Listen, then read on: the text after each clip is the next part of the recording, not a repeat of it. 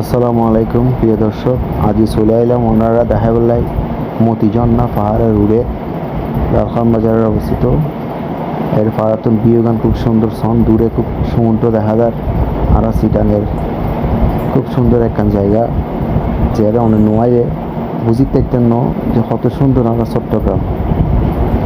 আল্লাহ যেন নিজের হাতে ব্যাগ কিছু বানাইয়ে প্রাকৃতিক দৃশ্য সব।